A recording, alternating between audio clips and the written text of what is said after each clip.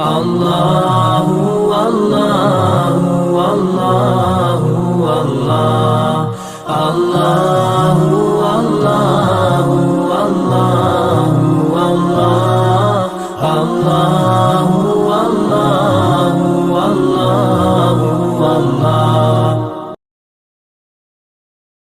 Bismillahirrahmanirrahim. Assalamualaikum warahmatullahi wabarakatuh.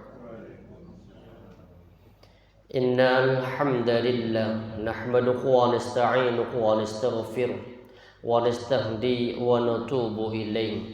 Asyhadu an la ilaha illallah wahdahu la syarika lah wa asyhadu anna Muhammadan abduhu wa rasuluh la nabiyya wa la rasula ba'dah. Allahumma salli wa sallim wa barik wa kallim ala nabiyyina Muhammadin wa ala alihi wa ashabihi wa man tabi'al huda ila yaumiddin, amma ba'du. Qala Allah ta'ala fil Qur'anil aziz, a'udzu billahi minasy syaithanir rajim. Ya ayyuhalladzina amanu taqullaha haqqa tuqatih wa la tamutunna illa wa antum muslimun. Wa qala fi ayatil ukhra, ya ayyuhalladzina amanu taqullaha wa qulu qawlan sadida yuslih lakum a'malakum wa yaghfir lakum dhunubakum wa may yuti'illaha wa rasulahu faqad faza fawzan 'azima. وقال رسول الله صلى الله عليه وسلم في حديثه قد أفلح من هدي إلى الإسلام ورزق كفافا وقن الله بما آتى. صدق الله العظيم وصدق رسول الكريم ونحن على ذلك من الشاهدين. Ikhwah wa akhwati fillah, para jamaah sidang salat subuh Masjid Imam Bonjol yang insyaallah dirahmati Allah. Kita bersyukur pada Allah pada pagi hari ini kita bisa melanjutkan aktivitas ubudiyah kita. Kita awali dengan salat subuh berjamaah dan alhamdulillah Allah ringankan langkah bagi kita untuk duduk bersimpuh dalam rangka berzikir bertalabul ilmi yang semoga menjadi asbab Allah mempermudah langkah kita kelak di yaumil qiyamah. Tapi para jamaah dirahmati Allah, pada pagi hari ini kita masih melanjutkan pembahasan kajian kitab Minhajul Muslim di bab yang keempat, bab ibadah. Kita akan lanjutkan pembahasan adab-adab dalam buang air. Sudah kita bahas sebelumnya di bab taharah. Kemudian sudah kita bahas hal-hal atau benda yang najis. Kemudian juga sudah kita bahas sarana-sarana penghilang dari najis. Masih ingat? Alhamdulillah. Ingat semua. Apanya ingat? Judulnya. Kalau benda najis sudah kita bahas. Apa saja benda najis? Mulai dari apa? Air kencing, kemudian air besar itu najis. Kemudian madhi, wadi itu juga bagian dari benda yang najis. Kemudian semua kotoran binatang yang haram untuk dimakan maka itu masuk kategori najis. Tapi kalau kotoran binatang yang halal untuk dimakan maka ulama mengatakan tidak najis. Kecuali Imam Asy-Syafi'i mengatakan semua kotoran binatang apapun, mau yang halal ataupun yang haram maka itu najis. Ini kotoran ya yang najis. Bentar kita cek. Ini kencing manusia dan kotoran ini najis. Yang ketiga sama empat, madhi dan wadi ini juga najis. Kan tahu bedanya? Ada tiga kan yang hampir sama. Ada mani, ada madhi, ada wadi. Kalau mani tidak najis, wadi, madhi ini najis. Baik, kemudian yang kelima, kotoran hewan yang dagingnya tidak halal dimakan, maka ini masuk kategori najis. Kemudian kotoran dan darah binatang juga bagian dari perkara yang najis. Tapi kalau kotoran dan darah binatang yang halal itu, kalau lihat Ibnu Abbas, itu tidak masuk kategori najis. Jadi nanti yang mau panitia kurban, kemudian waktunya duhur belum selesai, kita sholat, bersihkan. Kalau masih ada sisa yang nempel di badan, baru tahu setelah sholat, tidak masuk kategori najis. Ini sebagaimana Ibnu Mas'ud, Shalla bin Mas'udin wa ala batnihi fartun wa damun min jazri nahriha wa lam yatawadda. Ibnu Mas'ud itu pernah salat dan di bawah perutnya itu terdapat kotoran hewan ternak. Berarti hewan ternak itu hewan apa? Hewan yang halal untuk dimakan karena diternak. Berarti diternak ini akan dimanfaatkan dagingnya. Maka di bawah perut beliau terdapat kotoran hewan ternak. Kemudian apa? Wadamun, juga ada darah min jazri nahriha, dari darah unta yang disembelih, walam yatawadda, namun beliau tidak mengulangi wudunya. Berarti tidak najis. Jadi nanti kalau kena kotoran ayam itu tidak najis, tapi yo bau. Enggak najis pegang, tidak tetap bau. Tapi kalau kata Imam Syafi'i, ini beliau mengatakan far'un fi man fasali an batinil hayawani huwa qisman. Kata beliau, cabang permasalahan sesuatu yang keluar dari batnun, keluar dari hewan itu atau dari perut hewan, qisman. Ahaduhuma laisa lahu ijtima'un wa istihalatun fil batin. Kemudian sesuatu yang terpisah dari bagian apa? Yang pertama, sesuatu cairan yang proses pengumpulannya ini dan perubahan dari organ dalam hewan hanya sebatas meresap saja. Sedangkan yang kedua, yastahillu wa yajtami'u fil batin wa yakhrujul fal awwal kal 'ad. Yang pertama, kalau yang kedua itu yang keluar dari organ bagian dalam. Kalau pertama ini kayak apa? Air liur. Berarti air liurnya kambing, air liurnya apa? Sapi. Itu tidak masuk kategori najis versi mazhabnya Asy-Syafi'i. Tapi kalau yang keluar dari perut, maka kata beliau dihukumi apa? Najis. Seperti apa yang keluar dari perut? Ya, kencing, kotoran dan sebagainya. Tapi kemudian sebagian ulama Syafi'i juga mengatakan apa? Tidak najis selama itu bagian dari hewan yang halal untuk dimakan. Salah satunya Nabi pernah nyuruh sahabat itu berobat dengan apa? Kencing unta. Pernah dengar? Kencing unta dicampur apa? Campur susunya. Jadi susu unta dicampur sama kencing unta. Itu diminum. Itu bagian dari obat. Bukan campur susu. Tadi dicampur susunya unta. Ini hadisnya. Ini menunjukkan bahwa apa? Kotoran unta atau kotoran binatang yang halal untuk dimakan itu tidak najis. Menggunakan hujjah hadis ini. An Anas bin Malik qala qadima unasun min Uqalin aw Urainah fajatawaw al-Madinah. Satu ketika ada sekelompok sahabat atau sekelompok orang itu dari kafilah atau dari Bani Uqil dan dari Urainah datang ke kota Madinah. Fajatawaw al-Madinah. Tapi ketika sampai di kota Madinah, karena perbedaan cuaca, maka tidak tahan tinggal di kota Madinah sehingga sakit. Ya sama kayak kita kalau lama juga minimal apa? Flu, batuk, greges, wis lengkap itu. Apalagi orang pulang haji itu. Ya sama kayak gini. Datang ke kota Madinah, perbedaan cuaca enggak kuat.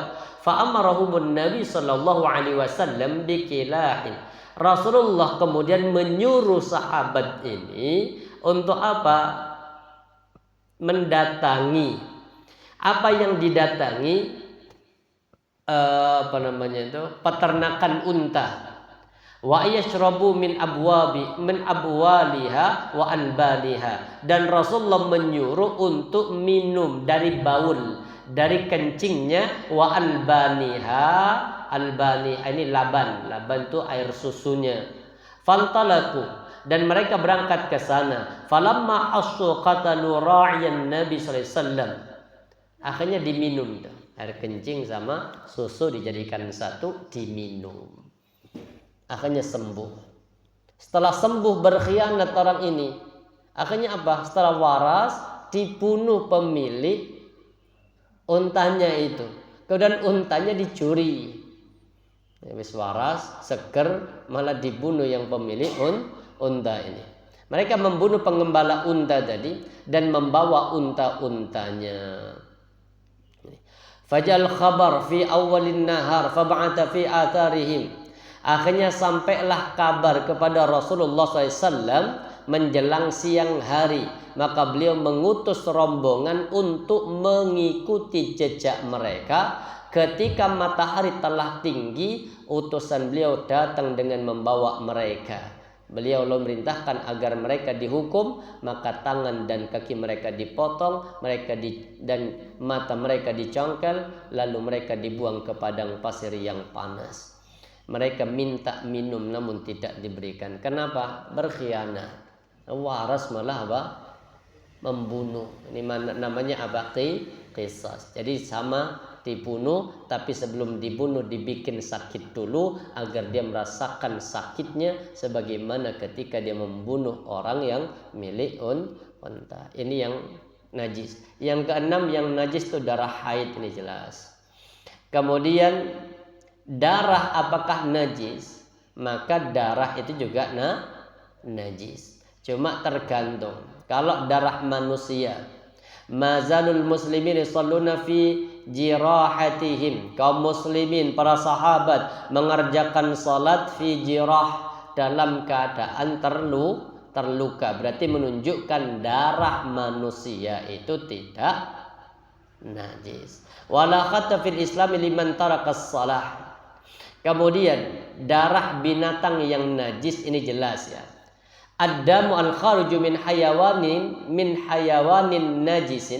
najasin, darah yang keluar dari hewan yang najis, maka apa? Najasun qalilu wa kathiruhu. Kata Syekh Utsaimin, maka darah yang banyak ataupun darah yang sedikit tetap hukumnya najis. Jadi darah yang keluar dari binatang yang najis seperti apa? Anjing, babi, maka itu masuk kategori najis. Kemudian yang kedua, ad-damu al-khariju min hayawanin ta'irin fil hayati najasun ba'dal mauti, fahada idza kana fi halil hayati fahuwa najasun. Darah yang keluar dari hewan yang suci ketika masih hidup namun ia menjadi najis setelah mati, maka darah dalam keadaan hidupnya darahnya najis namun ditoleransi jika sedikit. Kayak tadi siapa? Ibnu Mas'ud tadi salat di bawah perutnya ada apa? Maka darahnya karena sedikit itu dimaafkan, jadi tidak sampai masuk kategori najis. Sedangkan darah hewan yang halal, ya Rasulullah, inna narkabul ba'r wa nahmilu ma'ana al-qalil minal ma'. Ya Rasulullah, kami pernah safar, naik kapal, dan kami membawa bekal air sedikit. Di kapal itu sedikit. Fa in tawadda'na bihi atashna. Kalau air yang kami bawa kami pakai untuk minum, untuk berwudu ya Rasul di atas kapal, atashna, kami kehausan, gak cukup ya Rasul. Afadahu bima'il bahr, apakah kami boleh berwudu dengan air laut? Maka Rasulullah mengatakan, huwa at-tuhuru ma'uhu, air laut itu suci airnya. al-hillu maitatuhu, dan halal bangkainya. Berarti pesan Nabi di sini, kalau di sini kan apa?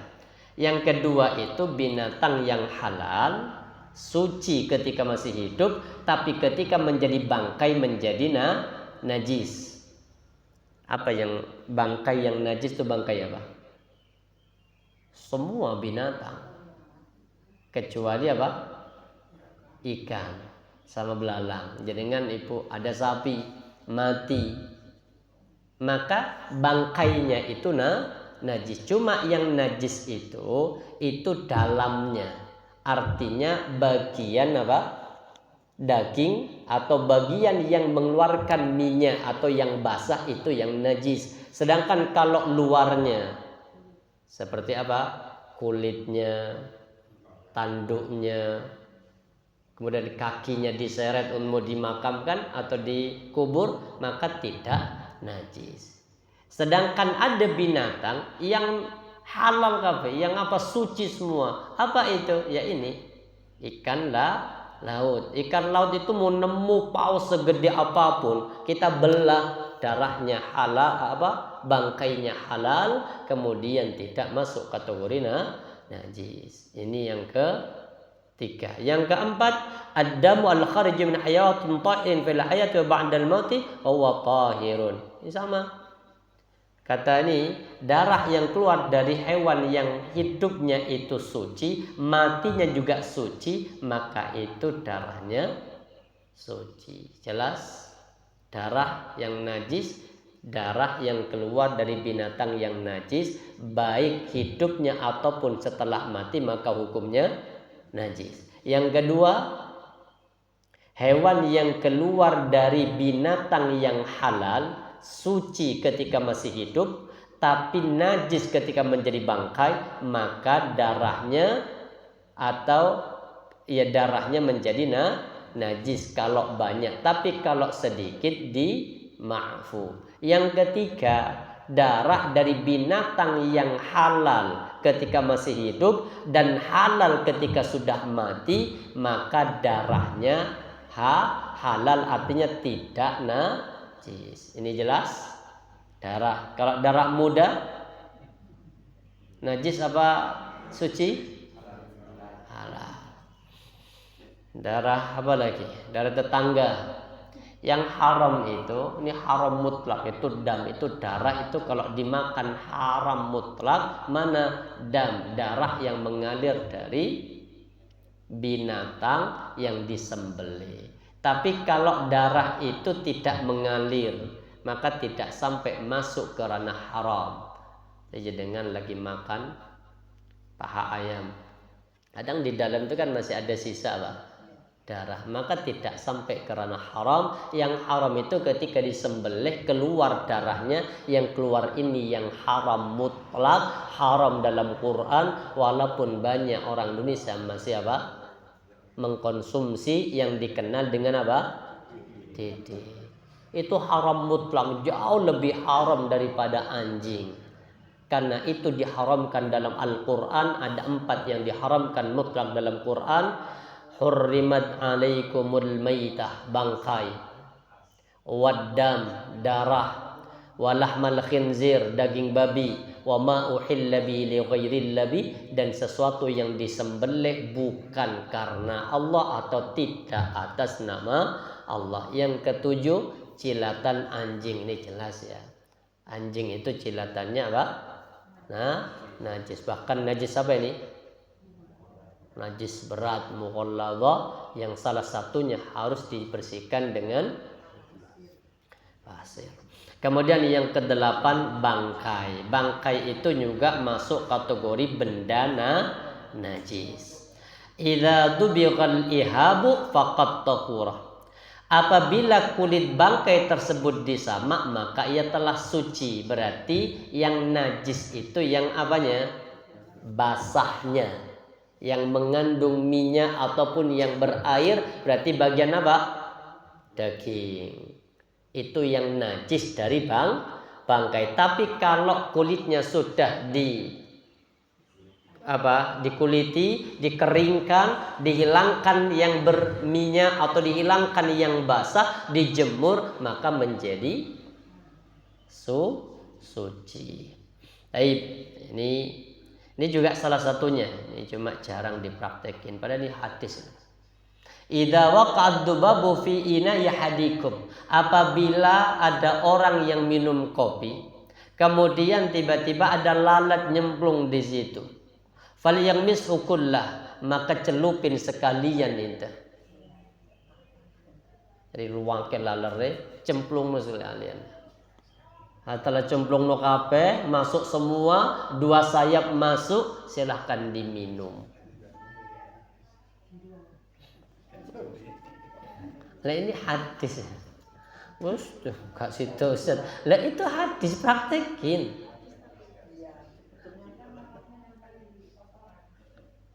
Ya cari sing gak nempel di kotoran, wes pokoke sing nempel di sing bagus-bagus gitu. Sing nempel di gorengan, nempel apa? Ya Allah, ini fal itu maliyatrah. Kemudian apa? Habis itu buang lalatnya. Fa inna fi ahadi janahaihi, karena sesungguhnya di salah satu 2 sayap itu syifa, ada obat, wa fil akhar da, yang kedua penyakit. Jadi dalam obat itu dalam satu sayap, dalam satu lalat itu ada 2 sayap, maka 2 sayap itu ada 2 model. Satu membawa penyakit, yang satu membawa penawarnya. Makanya sekalian cemplung. Kalau perlu diminum sama lalatnya, jangan haram. Karena lalat itu binatang yang haram untuk dikonsumsi. Kenapa? Karena mengandung unsur menjijikkan. Kalau lebah itu haram untuk dimakan karena tidak boleh dibunuh. Ya, bodok tawon itu juga nggak boleh dimakan karena itu bagian dari binatang yang haram untuk dibunuh. Bangkai ini secara hukum zahir najis, kecuali satu, bangkai ikan sama bangkai belalang. Jelas ini. Uhillat lana maitatan wa damani fa ammal maitatani fal huta wal jarad wa ammad damani fal qabdu wat tihal. Ada 2 bangkai yang halal dan ada 2 darah yang halal. Apa bangkai yang halal? Yang pertama al-hut, ikan, wal jarad, belalang. Bahkan Rasulullah itu ketika perang 7 hari 7 kali, kata sahabat itu, kami perang bersama dengan Rasulullah selama 7 hari kami makan belalang. Jadi belalang itu halal. Yang mau mencoba, berarti sebangsa belalang itu apa? Ada jangkrik. Itu kan sebangsa, silahkan digoreng, dimakan boleh. Muncul pertanyaan, bagaimana kalau laron? Apakah laron itu dari bagian binatang yang dikiaskan dengan jarad atau dengan belalang? Khilaf di kalangan ulama. Kalau kata Imam Asy-Syafi'i, laron itu tidak masuk bagian dari jarad, bukan sebangsa belalang. Makanya kata Imam Asy-Syafi'i itu binatang yang kotor, menjijikkan, khaba'ith, maka dihukumi haram. Tapi kalau kata Imam Malik itu sebangsa apa? Sebangsa belalang. Kenapa? Karena sama-sama tidak memiliki darah merah yang harus disembelih ketika mau memakannya. Karena tidak punya darah merah, maka dikiaskan dengan belalang, maka hukumnya halal. Ini versi Imam Malik. Monggo jenengan mau ngambil pendapat siapa? Cuma gak usah lah, ngapain makan laron. Si sate si ono, sate paino yang masih ada, kok bingung tentang laron. Yang enak-enak aja makan, karena Allah perintahkan apa? Allah itu halalkan yang baik-baik, wa yuharrimu 'alaihimul khaba'ith, Allah haramkan yang khaba'ith, yang kotor. Jadi bangkai ikan, bangkai belalang hukumnya apa? Najis apa suci? Suci. Yang kedua, bangkai hewan yang darahnya tidak mengalir. Jadi ini enggak apa? Darah tidak mengalir itu tidak masuk kategori bangkai yang najis. Jadi nemu kecoa mati, diangkat pakai tangan, buang, tidak najis. Kenapa? Karena kecoa itu tidak memiliki darah merah. Artinya dia tidak masuk kategori binatang yang najis walaupun dalam keadaan mati. Apalagi yang tidak punya darah merah? Semut, kalajengking, cecak, oh lah itu bukan halal ya, tidak najis. Jadi nanti nemu bangkainya dipindahkan atau dibuang, tangan kita tidak masuk kategori najis. Atau laron di masjid kan banyak, apalagi hujan, kemudian mari ada laron mati, jadi kan pindahin, bersihkan, tidak masuk kategori najis. Yang terakhir, yang ketiga yang tidak najis dari bangkai itu apa? Tulangnya, tanduknya, kukunya, rambutnya, bulu dari bangkai itu tidak najis. Tapi ingat ya, ini bangkai binatang yang suci ya. Tapi kalau anjing itu jelas ya. Kalau ini contoh binatang apa? Sapi mati kena penyakit, maka apa?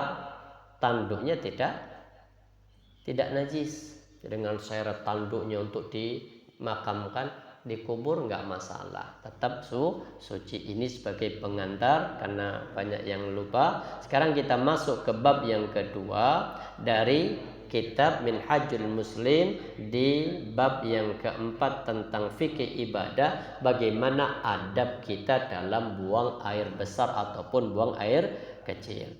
Yang pertama, biasakan ketika kita buang air, maka biasakan menutup diri. Kalau dulu di zaman Nabi itu kan belum ada kamar mandi. Secara tiap rumah itu belum punya kamar mandi, karena memang sulitnya air.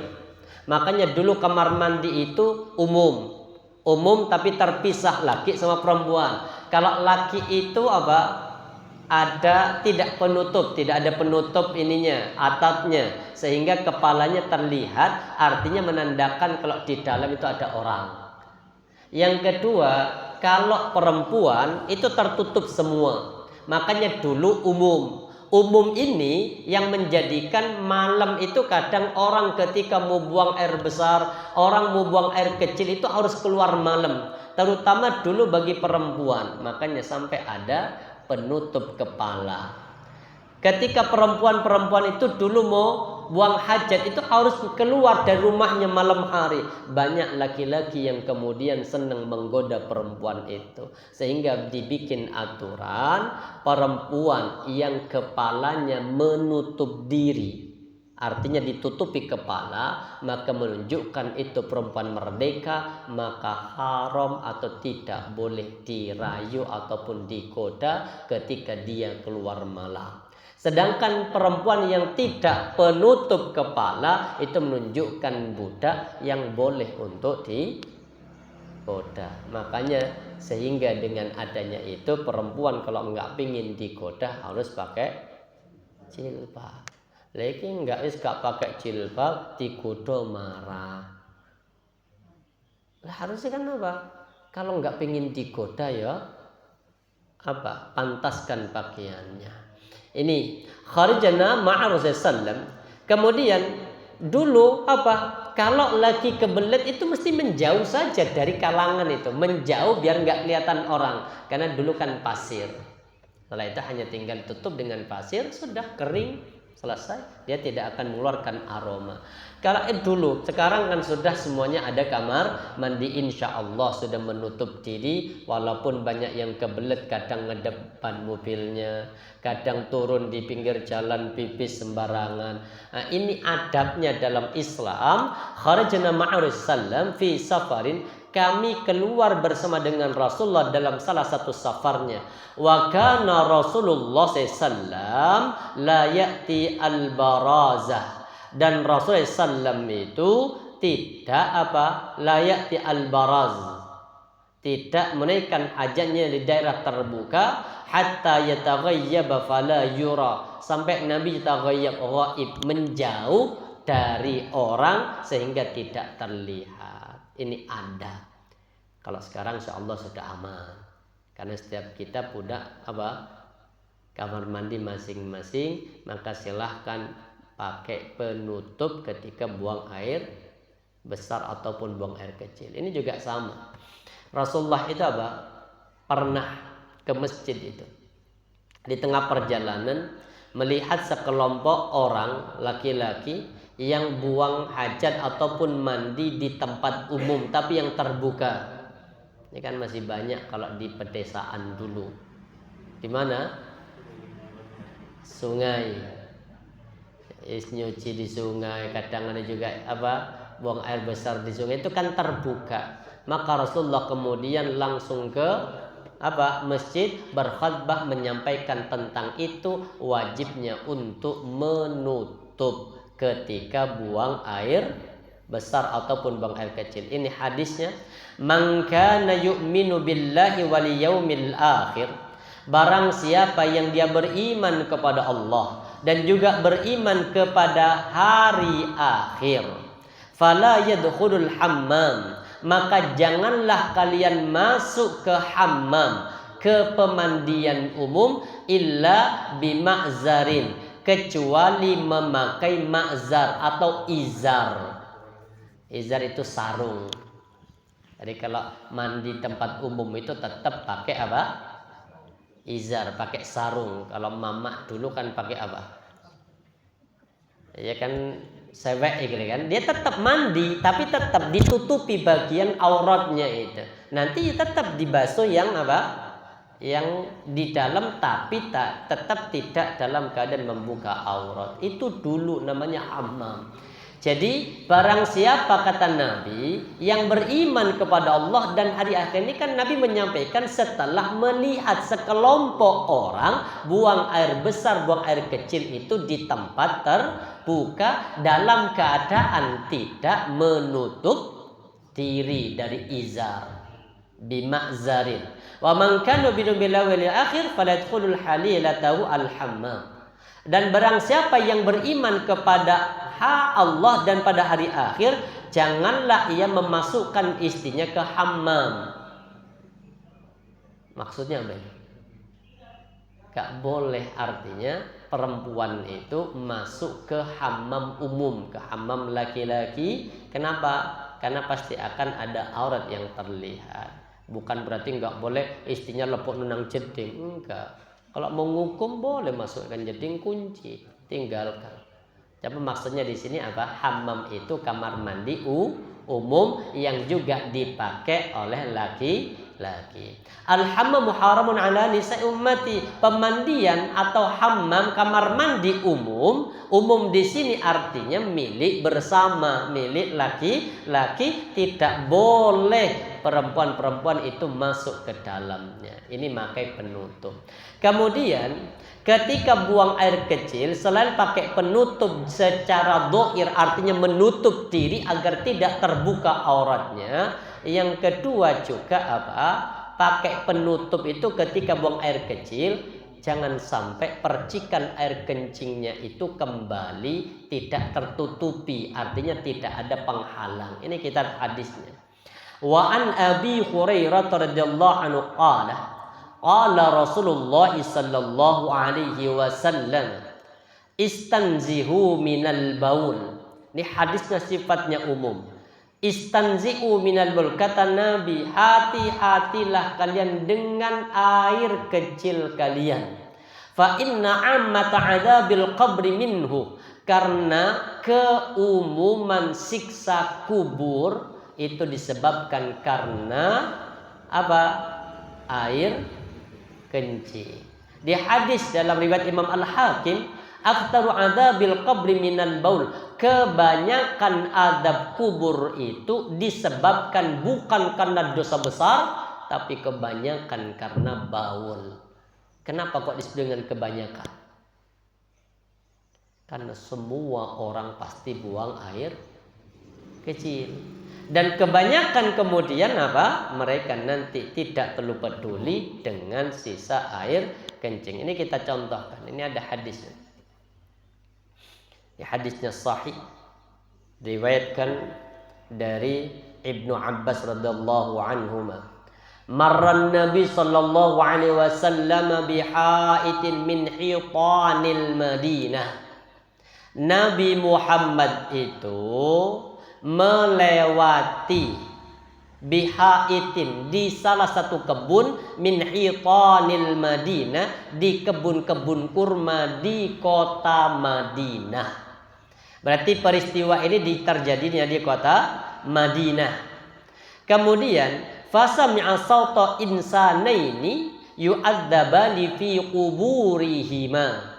Di saat Nabi lagi berjalan dengan para sahabat di kebun, di antara kebun-kebun kurma, Nabi mendengar dua suara orang yang sedang disiksa di dalam kuburannya masing-masing. Jadi Nabi ketika melewati itu terdengar dua orang yang sedang berteriak karena disiksa di dalam kubur, dan kemudian Nabi itu mendengarnya dua suara ini. Faqala Nabi sallallahu alaihi wasallam, Rasulullah kemudian menyampaikan kepada para sahabat yang ikut dalam perjalanan melewati kebun kurma ini. Apa kata Nabi? Innahuma la yu'adzaban, sesungguhnya kedua penghuni kubur ini dalam keadaan disiksa. Kata Nabi, wa ma yu'adzabani min fi kabir.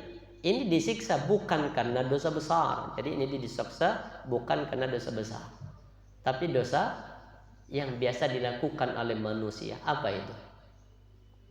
Ada dua. Yang pertama, fi thumma qala bala wa innahu lakabir. Dalam keterangan, sesungguhnya ini juga bagian dari dosa besar. Artinya dosa ini banyak dilakukan oleh manusia, banyak dilanggar.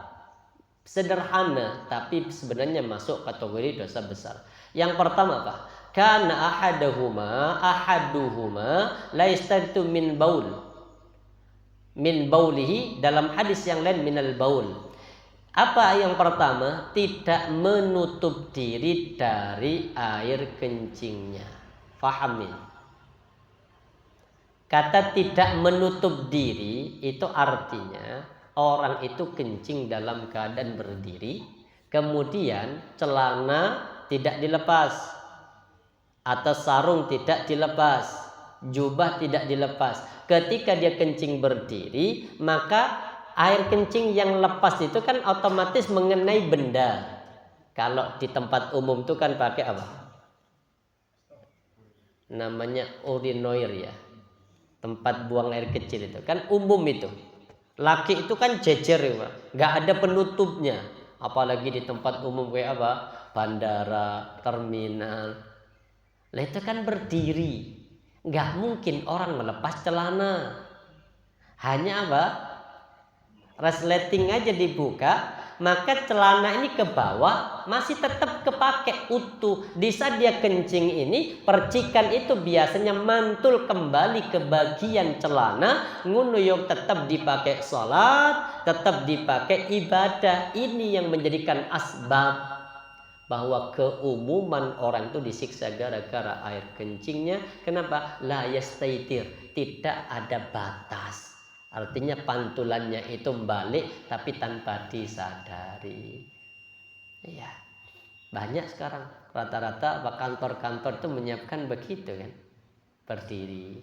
Maka sebisa mungkin Pak, jangan kencing berdiri kecuali dengan bisa, benar-benar bisa untuk tidak percikan itu, kecuali kalau ke toilet itu. Kalau itu kan nggak percikan dia karena langsung ke dalam, di bawah ada air, itu tidak percik itu.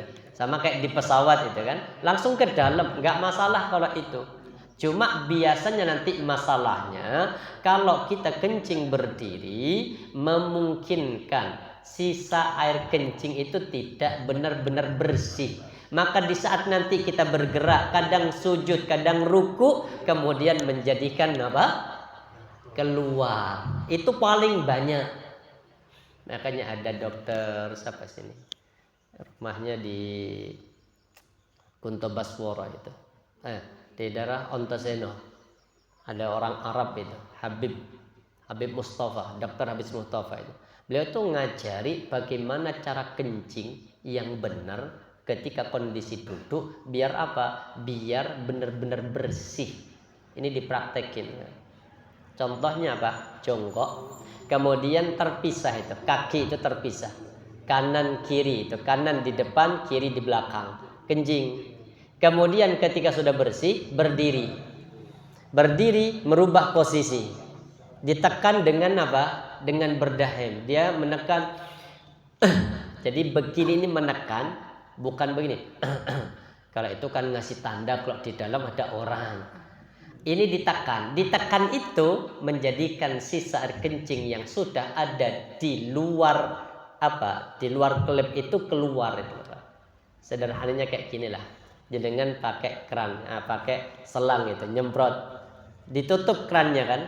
Habis itu kita gulung, apa yang keluar? Yang keluar dari gulungan selang itu sisa. Lalu si opo caranya kalau sisa? Maka ya diangkat, bersihkan kering. Biar nanti ketika kita ulur lagi sudah tidak ada sisa yang keluar. Seperti itulah gambarannya. Itu untuk laki. Untuk perempuan tetap jongkok, tapi kemudian di bagian sebelah kiri itu ditekan pakai tangan kiri.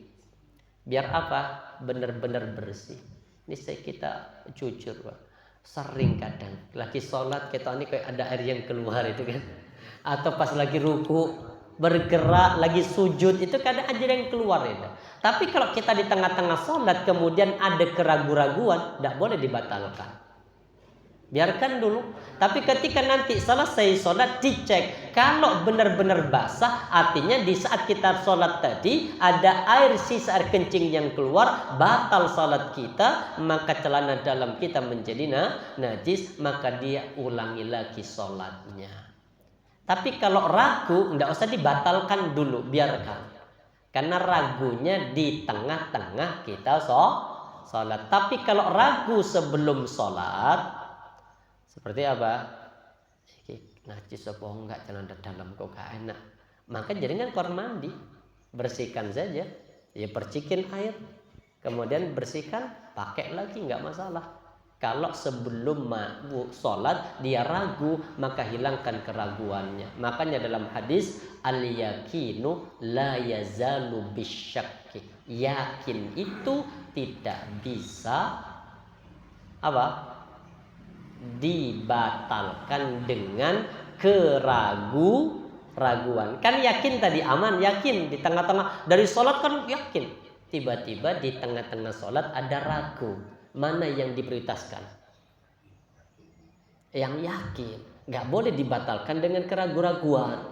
Kecuali kalau yakin Ustadz keluar. Wis yakin, ya bukan ragu namanya, ya batalkan. Sama kayak jenengan lagi sholat, tiba-tiba kayak ada angin yang keluar. Iki kan tutup enggak, iki kapenak.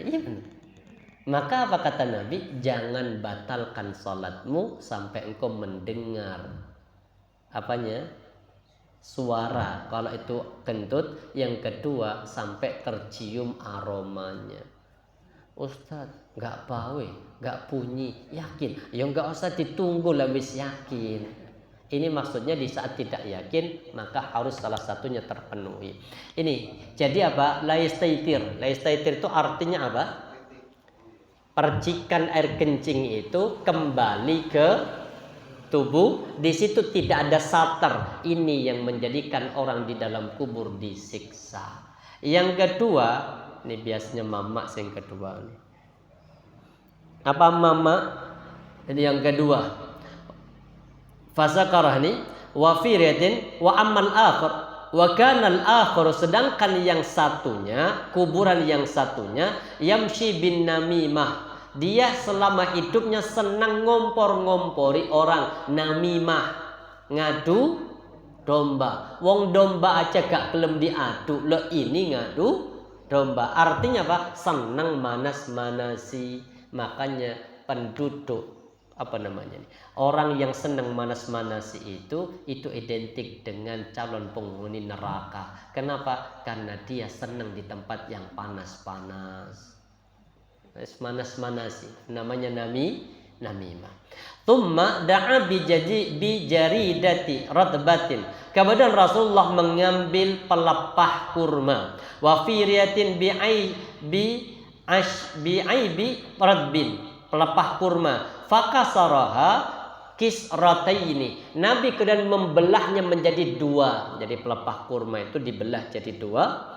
Fawadha ala kulli qabrin, dan meletakkan di atas setiap kubur darinya kisratan, satu belahan pelepah kurma. Faqilahu Rasulullah, ditanya, lima fa'alta hadza, kenapa engkau lakukan ini ya Rasul? Ini doanya Nabi, la'allahu ayyukhiffa anhuma ma lam tayaybasa, semoga Allah meringankan siksa keduanya selama pelepah kurma ini masih basah. Ini menunjukkan apa? Doa itu bisa menjadi asbab orang yang disiksa di dalam kubur dihentikan siksaannya. Makanya yang sudah punya orang tua yang sudah meninggal, barangkali kita tidak tahu orang tua seperti apa nasibnya di dalam kubur, doakan mereka. Insya Allah doa anak bisa meringankan dan bisa menghentikan siksa kubur. Akhirnya hadis inilah yang dikiaskan sama orang Indonesia. Dikiaskan dengan apa? Kembang. Makanya setiap hari Jumat atau Kamis ini, maka dia datang ke kuburan beli kembang, dimasukkan ke air. Pokok inti diteles gitu, basah. Karena dinisbatkan bukan pelepah kurmanya yang jadi peringan, tapi basahnya. Karena benda basah itu berzikir, maka bermanfaat bagi penghuninya di dalam. Makanya kalau nanti jenengan meninggal, minta kepada anaknya di atas kubur ditanduri pohon duren. Awet itu. Pokoknya lama, kemudian telas terus, bahkan orang sering datang ke situ. Ini tafsir versi kias orang Indonesia. Kenapa kok nggak pakai pelepah kurma? Angel golek. Yang gampang bunga. Makanya dikenal dengan bunga 7 rupa. Ini kiasnya ke situ. Lain waktu kita lanjut, ini masih adab bagaimana buang air kecil. Jadi yang pertama adabnya? Menutup diri dari pandangan orang lain. Yang kedua, menutup diri dari kemungkinan percikan air kencing yang keluar dari tubuh kita. Jangan sampai mengenai bagian pakaian yang nanti bisa jadi dipakai sholat sehingga sholatnya tidak sah. InsyaAllah lain waktu kita lanjut. Subhanakallah bihamdika asyhadu an la ilaha illa anta astaghfiruka wa atubu ilaik. Assalamualaikum warahmatullahi wabarakatuh.